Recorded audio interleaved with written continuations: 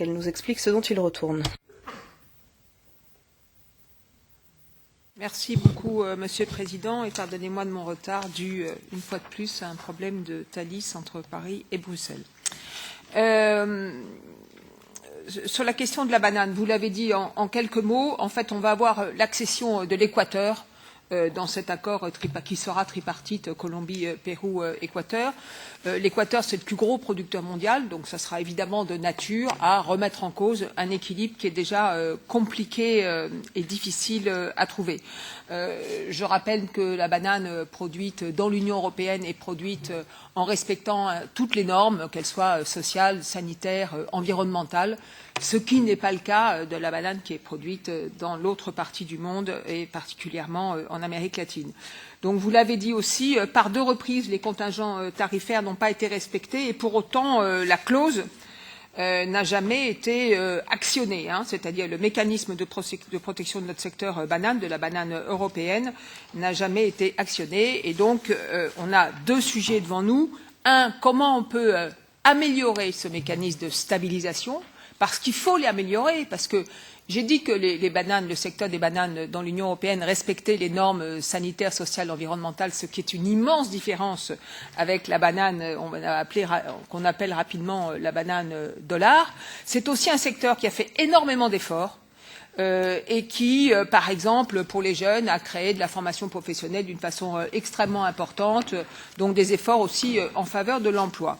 Donc on a 2 sujets devant nous. Un, comment on peut améliorer ce mécanisme de sauvegarde, comment on peut demander à la Commission que les choses soient plus transparentes et que, effectivement, quand il y a un dépassement des contingents tarifaires, que la clause soit quasiment automatiquement actionnée et comment nous, notre Parlement et nous, notre Commission, peuvent être davantage associés qu'elles ne le sont aujourd'hui. Je trouve qu'on l'est largement insuffisamment. Donc ça, c'est une première grande question. Ça veut dire que la Commission doit accepter davantage de transparence et davantage de communication sur tous ces sujets. Ensuite, on a la question de l'agenda et du calendrier. Cette clause de sauvegarde, ce mécanisme, il est prévu jusqu'en 2020. On voit bien qu'il y a une grande inquiétude aujourd'hui chez l'ensemble des producteurs de bananes dans l'Union européenne et qu'il faudra aussi qu'on pose la question et qu'on mette sur la table la question de proroger ce mécanisme de sauvegarde au-delà de 2020.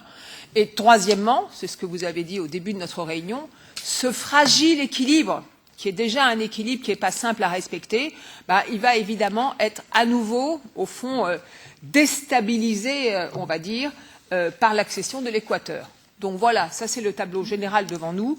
Donc oui, il faut qu'on améliore les textes et qu'on améliore les règlements, mais au fond, le dossier va être suspendu car nous sommes en attente de la ratification par la Colombie et le Pérou de l'accord avec l'Équateur. Donc tant qu'on n'a pas devant nous le fait qu'ils ont ratifié cet accord avec l'Équateur, on ne peut pas agir. Et donc je pense que nous aurons à nous prononcer, un, pour ratifier cet accord Colombie, Pérou, Équateur, et 2, je trouve que c'est intéressant d'attendre que cet accord soit ratifié avant de repenser ensemble à comment nous pouvons améliorer ce mécanisme de stabilisation, y compris avec un nouveau partenaire qui sera l'Équateur. Voilà, Monsieur le Président, c'est donc un premier échange qui est suspendu à une actualité, cette ratification par la Colombie et le Pérou que nous ne maîtrisons pas, mais ce premier échange sera évidemment utile pour l'ensemble de nos collègues. Merci beaucoup.